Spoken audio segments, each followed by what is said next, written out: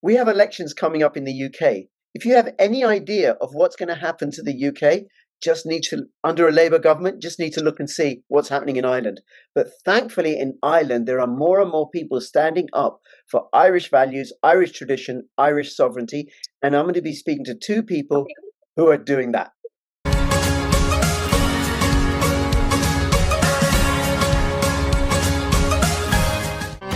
Take the first step towards online privacy. Get NordVPN. Hi, Jerry. Hi, Maliki. Thank you so much for being on together. And I don't know. What a pleasure. Yes, so far. I don't think you've ever met, right? We haven't. No. Okay, all right. But you've both been on my channel separately. I've interviewed you both. You're both running as MEPs, and I thought it'd be a good idea to get you both together. You're in different constituencies, and there's a really, really important message for people in Ireland or people who have people connected in Ireland. Whatever you do in Ireland in the elections, you have to vote for a nationalist. You have to vote for an Irish patriot or sovereigntist, not for one of the uniparties. Okay, so who'd like to go first to introduce themselves and say it, and just who you are, and then we'll go into why you're standing and then what you are each standing for. I suppose I'll go first.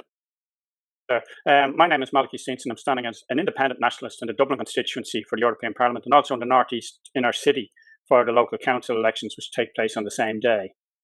I'm 60 years of age. I'm a practicing solicitor. I've worked all my life. I've been instrumental, I suppose, in changing the narrative in this country from the initial protests in November 2022 in East Wall, where we were told we were fascist, we were racist, and all these names that they attempted to throw at us, to stop the message that we were sending, which was that Ireland is full and that we want to take back the sovereignty of our nation into the hands of the people. And we have changed the narrative. We have created the narrative. We've already seen off the previous Taoiseach Prime Minister Varadkar, who's been replaced by Simple Simon, who thinks he's the hard man, and thinks because he moves a few tenths that he has paid for, or that the taxpayer have paid for, from Mount Street and from the canal down to diverse places around the city and the country, that he's somehow a hero.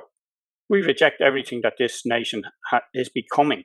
Yes. And we want to take back into the hands of the people the sovereignty, as we did in 1916. The sovereignty of the nation must be in the hands of the people, not some bureaucrats in Europe or in London or in Washington. And we will determine our own destiny. And if we fail in that, so be it. But it will be our failing. It won't be a failing imposed on us by outside forces. Sure. Malachy, thank you. And just say you're not going to fail. You're not going to fail. The Great Reset will fail. And I want everybody watching this to get this. The Great Reset will fail. The EU will collapse. It is unsustainable, unworkable, anti-human. It will not prevail.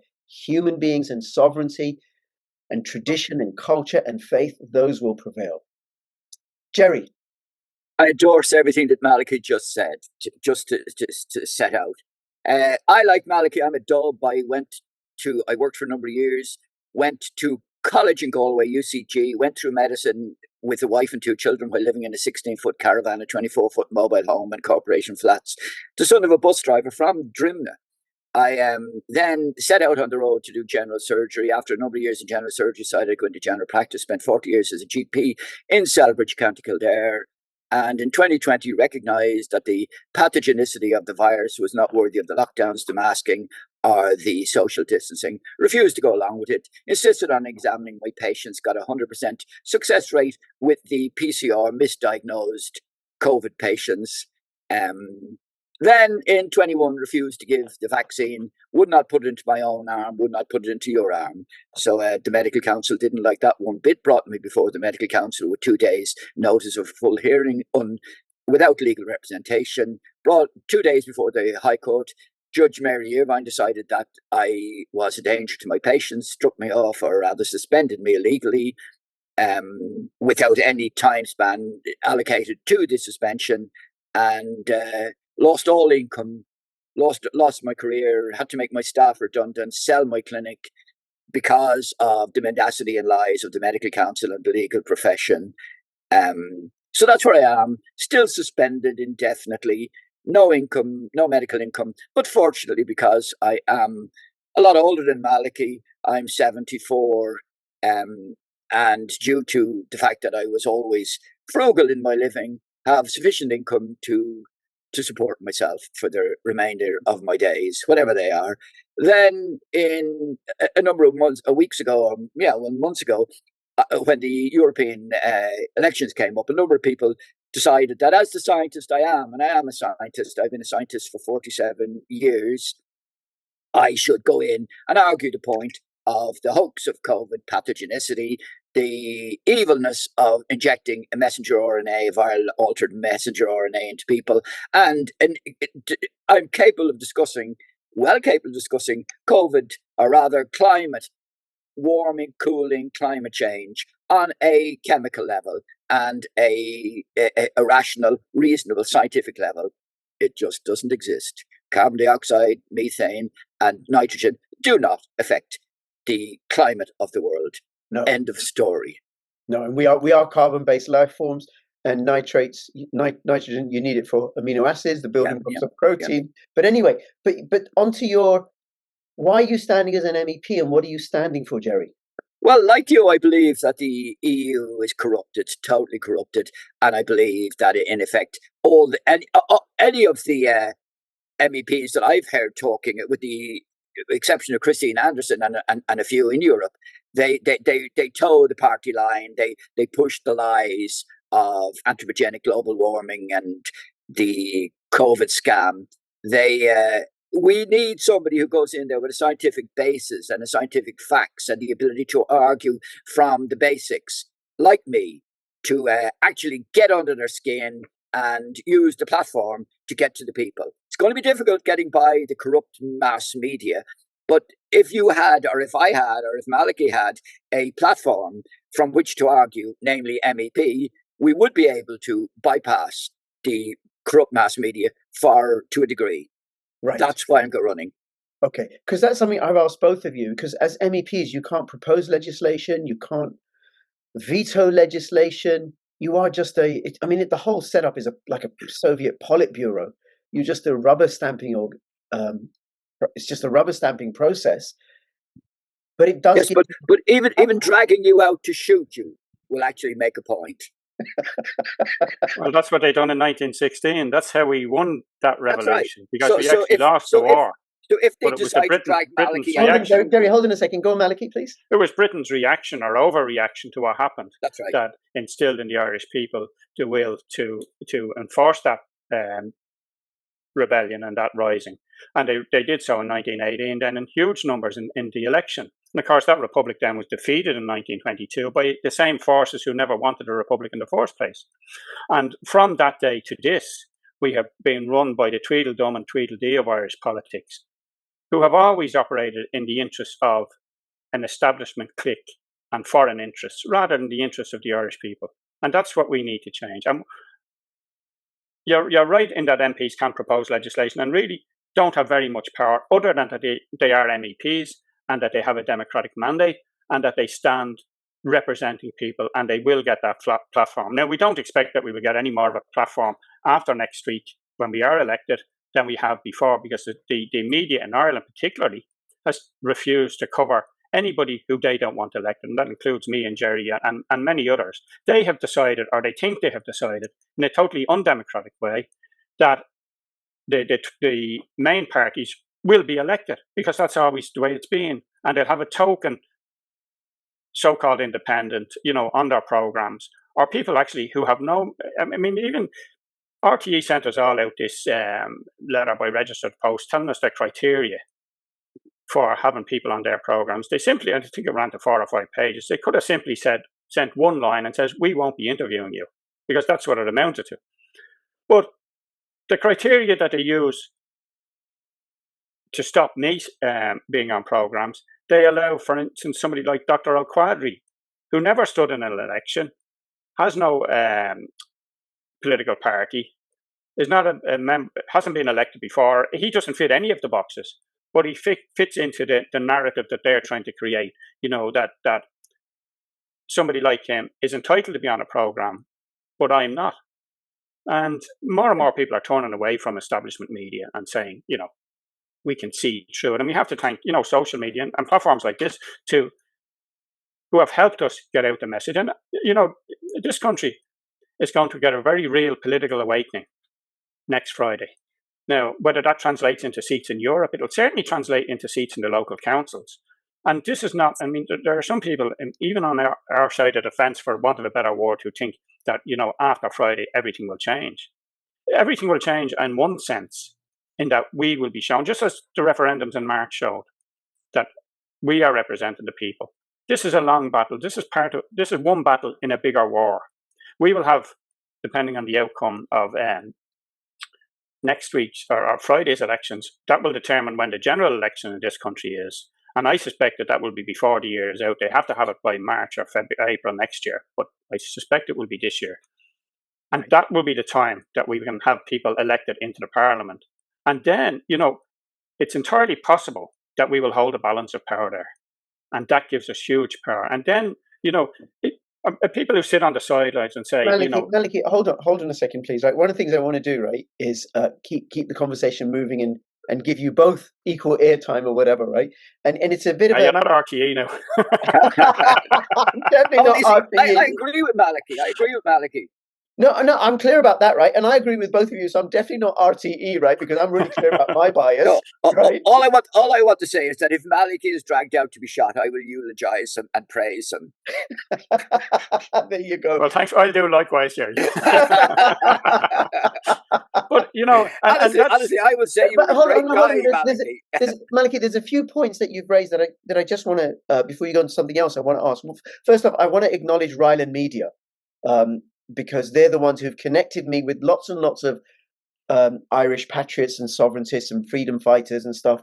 People like yourselves, both of you, and also people like Dr. Pat Morrissey and Jana London, many, many others. So I'm grateful to Ryland Media, because you mentioned the independent media. We have to bypass that. We have to bypass the mainstream media. And then we have our own media now. And yes, that's the people's media.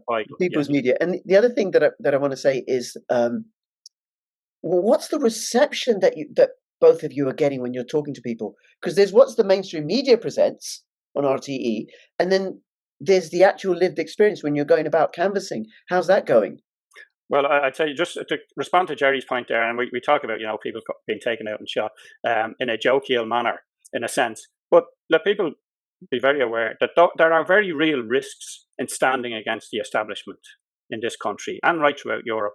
And people shouldn't underestimate the risks that people like myself and Jerry and other people who are standing up against the state are taking, in terms of not just our physical lives, but in professional lives. And Jerry's already paid a price of that. And I'm sure the Law Society, are not too impressed with me. So I expect similar down the road.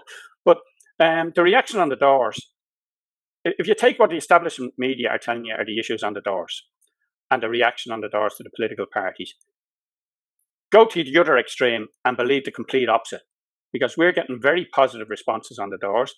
We're getting people telling us that they're not voting for any political parties, and that includes Sinn Féin, who would have saw themselves, who say they're the opposition. They're being run out of working class areas, all of the political parties.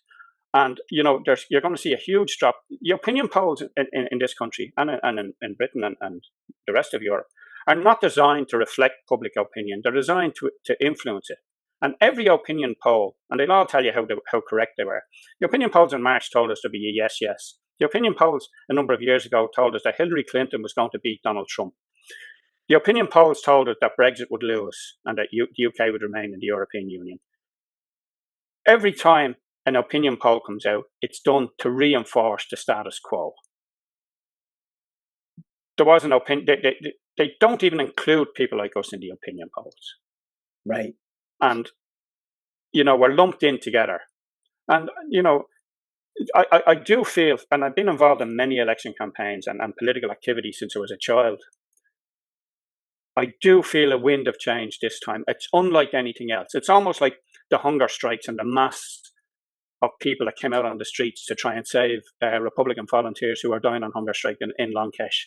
And this even exceeds this. And I was talking to a friend the other day who I've known for many years, and we were talking about, how we've been involved in politics and trying to bring around change through various different means. And I make no apologies for that over the years, but the current project that we're involved in is to change this nation and bring it back to what it was through the political process.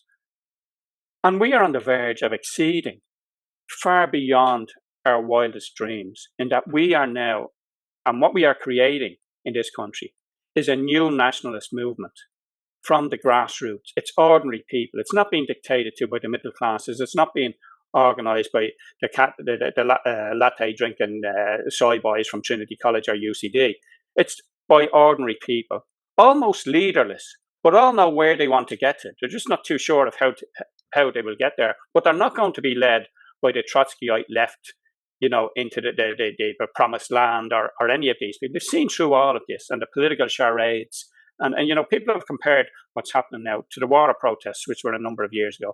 Water protests were a political Maliki, I'm project. going to stop you there. I'm going to stop you there. But thank you so much for what you said, because I want to go to Jerry for what he said, right? And I just want to say that I can get it. It's so refreshing. It's so refreshing to have a grassroots movement that's rising and representing people versus one that's being led by the chattering classes, the Islington set and the Guardianistas, which would be the equivalent in the UK. The D4 crowd here. Yeah, the D4 crowd. Okay. Jerry, what's the reception that you're getting? The crazy thing about it is I've been lucky enough to be at my own funeral. When you go to funerals and they're talking about the guy in the coffin and what a great guy he was. I'm being told what a great guy I was because I've been decapitated by the medical council. I've been, my head has been put on a spike, and people are coming up and telling me how great I was. It's all a lie, of course, but I'm a much better doctor now after 3 years of being suspended than I was when I was practicing. Funny enough. The mythology created around me has turned me into a fabulous guy, and I've been lucky enough to hear it. That's not totally true, but I'm getting a remarkable reception from people. Guys going down here in Salem, which is a relatively small town, or it was 25,000 thereabouts. But I can't walk down the road without cars beeping at me and giving me a finger. Now the finger is a 1. I initially I thought it was a middle finger or maybe 2 fingers. But in fact, it then transpires that it was number 1. It was the index finger being held up rather than the middle finger. I was much to my relief. As I say, guys are shouting out of cars as they pass by. People are coming up and shaking my hands and wishing me luck. No, I've been absolutely astounded with the response, and a lot of people are kind of saying that, people say things like, whether I agree with you or disagree with you, they're obviously disagree with me, but that, it was wrong for the medical council to do that to you. You had a right to your view. Or the crazy thing is people often say, surely you've got a right to your view. Obviously not. Otherwise, I would not have been suspended and deprived of all income and decapitated. But it's kind of been fun, the campaign. Okay. All right. Now, I have a problem with Ireland. Okay. So have I. We had a problem with Britain for years. No. I have a particular problem. Here's my problem with Ireland. I've only been to Ireland between 15 to 20 times. I haven't visited Ireland enough. I think I used to go quite a bit, about 20 years ago. Absolutely loved it. And I grew up in a part of London with a very large Irish community. Just such a beautiful, beautiful country. What is it you say has gone wrong in the last few years that's resulted in this groundswell against the establishment? I suppose it's the whole breakdown in society, which is followed from government policies right throughout Europe. And I think throughout Europe, there's an intention to end nation states, to create this globalist European empire. And I think one of the problems that we have, and this goes for Britain as well, is that the people who are standing for election in general have no commitment to the community that they're coming from. And in many cases, they're drafted in, particularly in Dublin. A huge amount of politicians in Dublin don't come from Dublin. And they come in to Dublin and they've come through the third level education system. Almost every one of them, with the exception of the current Simple Simon Taoiseach. And they're indoctrinated with woke Marxism and this kind of a lot of Trotskyite policies where, that everything is a continual revolution to get them to where they are. So they keep setting up all these different front groups. And I think that the educational system, the third level particularly, and now they're trying to drive it down into the second level, is the biggest problem. I think that in politics, you should only be allowed to serve 2 terms at the most. You should actually come from the constituency in which you're being represented. And it shouldn't be, you see, politics is now a career. Yeah. When I started in politics, it was a vocation. You reluctantly got involved in politics because, and you had your own job, you worked, and you were involved in politics because you wanted genuine change. And that was, you had a political belief and it doesn't matter whether you're right wing, left wing, or anywhere in the middle, or nationalist, Republican, or unionist. You had a belief in something. And they have now taken that away from politicians who will now just say whatever they believe will ensure that they get a good write up in social or in mainstream media, that they'll get the interviews, that they'll be nice guys, saying whatever's popular, regardless of the consequences. And when you have a political class, and again, we keep going back to the referendums in March here, when you have an entire political class and NGO sector who argue for one thing, and the vast majority of people who voted in that referendum had the totally opposite view, there is something wrong in politics. And there's something wrong in people who are claiming to represent us, but in fact represent themselves and other interests. And people often ask, why is that? Is it the money? I don't think it's solely down to money. Because I can't, and I still can't understand this, why people, for any amount of money, would simply set out to destroy their own nation. Whenever it was about money, they could make the same money by building up their nation. Yeah. But their intent on its destruction, and I convinced that their intent on the destruction of Western civilization. Yes, Maliki, thank you. Forgive me again for interrupting you. And I'm going to come to you in a second, Jerry. It is about the money. And I say this as a social worker who studied finances a hell of a lot, but it's not about the money at an individual level. It's an economy that's dependent upon the fraud of fiat currency, giving rise to fraud filtering all the way through the system. That's the foundation of our relationships. And when you have sound money like gold, silver, or Bitcoin, you don't have fraud. That isn't fraudulent. It's real, proper tokenized energy versus a derivative. Anyway, I did a video about that with independent journalist Gordon Dimmock, and people go watch that if they want to find out more about that argument. Jerry. I don't think the problem is peculiar to Ireland. I think it's a Western world phenomenon. I think that the problem fundamentally is globalism and the massive amounts of money that that a small group of individuals can amass in their own greedy little sweaty hands. These people then use this money, and remember, a million euros, pounds, dollars is in effect 1,000 to million. A million can corrupt anybody. There's very, very few people who are not corruptible. I mean, particularly young politicians, who's not corruptible by a million units of currency, as you say, fiat units of currency. Those people are corruptible and have been corrupted. And as I say, for a billion units, you can corrupt 1,000 individuals with a million each. Therein lies the problem. The massive amounts of money that small groups of people can amass, and then they turn around and make 80 billion out of vaccines, and therein lies the problem. And they don't amass it; they push a button, and then they can create it. Well, that's on a government or an EU level. That's an EU or but just to support both of you, right? The bankruptcy of the European Union, it's so broke that for 8 years at zero and negative interest rates, which is upside down money, but then it allows the ruling class and the bankster elites to push a button, and because of what's known as a Cantillon effect, then there is the source of money. That's right. Then they can distribute it to their friends and exert and manipulate and buy the media.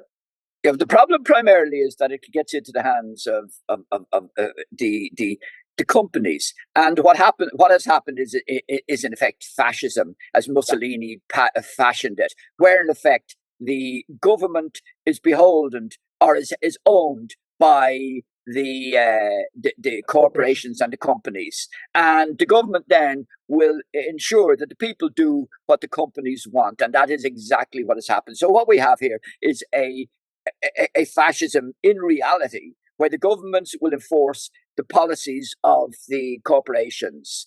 And therein lies the problem. And it's because of the sheer amount of money, as you say, that can be created through the fractional reserve system of banking And as I say, the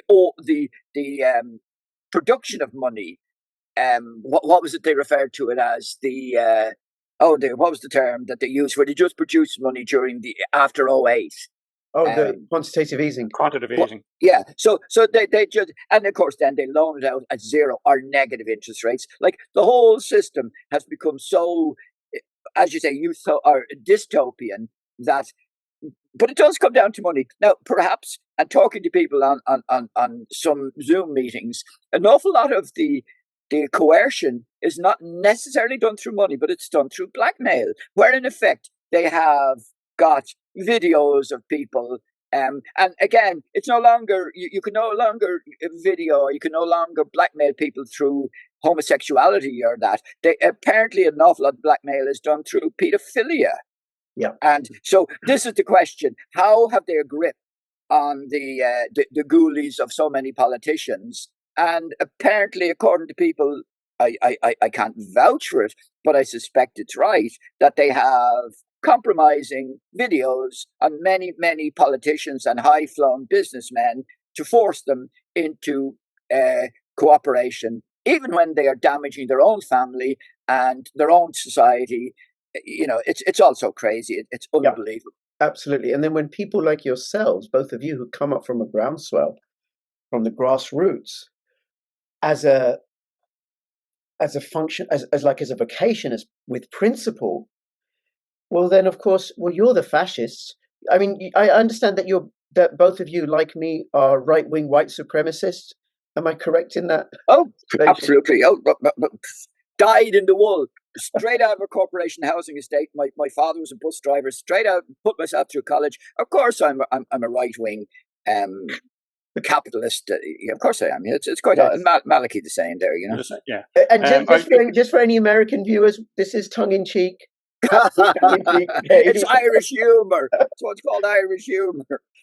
Just to give you an example of that, we were out canvassing the other night in East Wall, and this group of people started calling us fascist and racist. So we had a coloured woman from Pakistan canvassing with us. And we said, is she racist? Is she a fascist? And sure, they've no answer for that then. But just to add on to Jerry's comments there, I would include the NGO sector, particularly in this country, who get 6.55 billion of taxpayers' money to fund 33,000 NGOs. Nearly over 200,000 people work for them. Almost in its entirety, they support the woke liberal agenda, or else they won't get funding. And they supported yes in the last referendums. And the government now make no bones about telling these people, toe the government line or you won't get funding. Roderick O'Gorman came out in the middle of that campaign when he saw it wasn't going correctly for them and said on a public statement on their own media, on RTE, if progressive NGOs do not support these referendums, they will have questions to answer. Now, that's code for saying, get out and promote this, or you won't get funding next year. That's the type of society we live in. And, at some UN conference there a couple of years ago, this participant from, I'm not sure what country she was from, asked in a very serious way, does everybody in Ireland work for an NGO? And,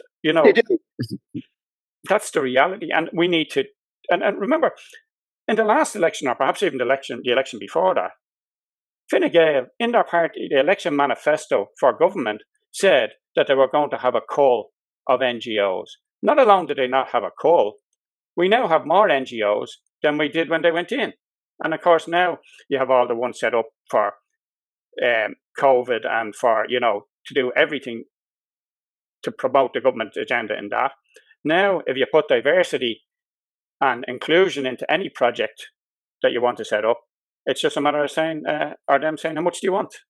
And there's a problem, a huge problem in that the political class pander to these people. And, people in Ireland are often critical of the honour system in Britain, the OBEs and MBEs and all of that.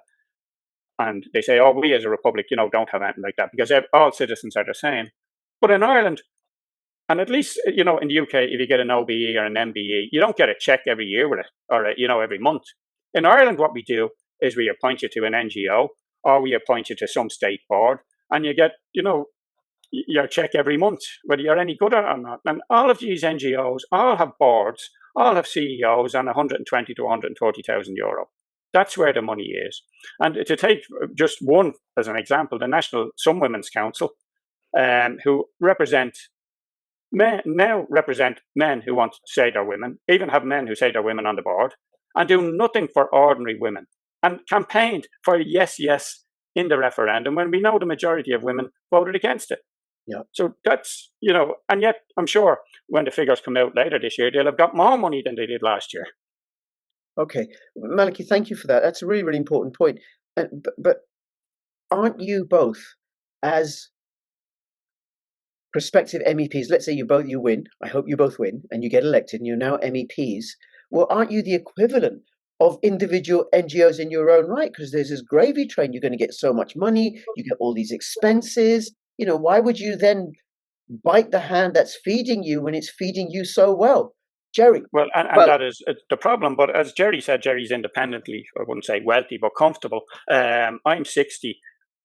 I have a good living, and a good salary. I don't need the salary from Europe. I don't need the hassle. In fact, I'm sure Jerry doesn't either. But what it's about is bringing cohesion and leadership to this new national movement that's emerging. This is like the Land League of 200 years ago or 150 years ago in our country, which was a grassroots movement, which just was about tenants' rights and to do away with landlordism. But I would see very much that anybody who comes through this election successfully on the nationalist ticket is there to provide a vocal point for the further advancement of this movement. This isn't a one-term project. This is, and things are moving rapidly, but this is about taking back our nation. It's about rebuilding it. It's about running our country for the benefit of its people. And it's about running Europe if we stay in Europe. And that's the conversation that, if we're elected as MEPs, we will begin to have. Okay. That we need to, at the very start, renegotiate our position in Europe. And we need to, because the bulk of legislation that's enacted in Ireland comes from Europe, and we have no influence as a people on it. We need to say that the only legislation that will be enacted in future in Ireland is legislation which is for the benefit of its people, not for the benefit of somebody outside of the state or corporates, the class. bureaucrats. Yeah. Okay, Jerry? Sorry, I've forgotten the question. What was it? Well, how do we know yes. You're going to become this very successful individual NGO? No, hold on. From the very beginning, But just on that, just before Jerry finishes, because in there, the NGOs are described as non-government organisations. They're in fact government organisations, whereas we will be in a slightly different category to an NGO. Yeah, Jerry. Sorry. If I can possibly get a word in, I have pledged from the very beginning of this campaign that I will donate all of my income from Europe to the vaccine injured, to investigating the COVID hoax, and to investigating and working towards putting other candidates into a position where, either in local government or in the Dáil or in Europe, well, of course, 5 years for next European election, but I've pledged to put all of my money, all of my salary from Europe into for want of a better word, charities to help fundamentally the vaccine injured and investigate what has gone on. So I don't consider that I, under any circumstances, will come under the heading of an NGO. I will take none of the salary out of it. End of story. I will take the expenses to travel to Europe. Yes. I will take the expenses to travel to Europe, but I will not take any of the salary for my own personal use. There is no equivocation about that at all, and I will not be going back on that. Very good. Well, Jerry, that makes you very dangerous. I mean, both of you are dangerous to the establishment, because I'm reminded of Jeremy Corbyn, now an independent MP. He was part of the Labour Party leader, and when there was this scandal in the UK many, many years ago about the expenses, and I looked through different MPs and what they claimed and how much the Prime Minister had claimed. Jeremy Corbyn had claimed £10 for a printer cartridge. That was his entire expense claim under the parliamentary expenses. But someone like that is dangerous because they're uncorruptible. It didn't do him any good, or did it? All I know is I am totally incorruptible. And partly because I'm 74, partly because I've got children, my children and grandchildren are being reared, well reared. And as I say, I worked very, very, very hard as a GP, 3 surgeries a day, private practice, and I used my money wisely into investments and that. I sure as hell don't need a penny from the EU, and I won't take a penny from the EU except to cover my expenses. And I will take the salary in total to fight the campaign that I'm fighting. This, of course, has absolutely no relevance unless it gets out there. Unless the mass media pick that up, I'm as greedy as the political party individuals and the NGOs. Very good, very good. Well, look, what I'd like to do is to finish up. Is there, what would you want to say to people in Ireland? Because we're recording this on Monday, the 3rd of June. The election's on the 7th of June, Friday, the 7th of June. What is it you want to say? Well, I think that what I would say to the people of Ireland is that we have this opportunity. This is our revolution on the 7th of June, the beginning of a new Ireland. And people, firstly, should make sure they come out and vote, because you can't sit whinging and complaining if you don't vote for somebody. And naturally, they should vote for me, both in Europe, if they're in Dublin, and if they're in the inner city for the council, because we will bring about change. Okay. And it's the starting of a whole new Ireland. And it won't happen overnight, and we have made no false promises. But what we will do is to do and dedicate our lives to creating a new Ireland. Fabulous. Thank you, Malachy. Jerry? I would say that I've got a proven ability to understand science. I've got a proven ability to recognize when a hoax has been perpetrated. I've got a proven ability to actually have the courage to stand up for my principles. I've got a proven ability and honesty to do what I say I will do. And if people do not elect me to Europe, I would guarantee that within 6 months to a year, they'll be saying we should have voted for Gerry Waters, because he knows what it's about and he has the courage to actually stand up and do what he says. So I'd say, if you don't want to have what is it? It's a buyer's regret. Vote for me now. It's going to be too late next Saturday.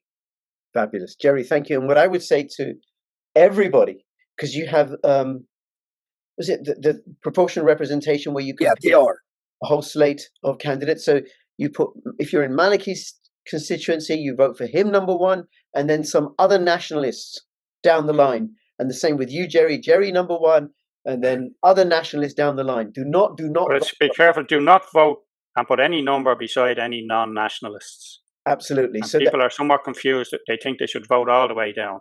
You could. Simple Simon, again, the current Taoiseach, was elected on the 15th count by probably a few votes of people that didn't want them in. Yeah. Do not vote for any of the mainstream establishment parties, because they're all captured by the WEF.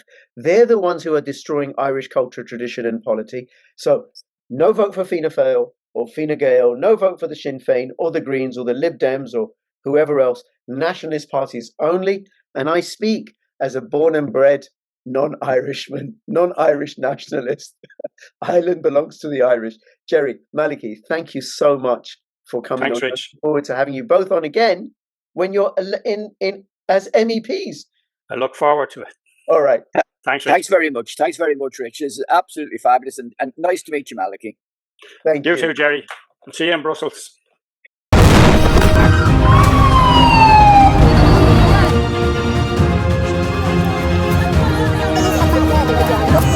Yeah.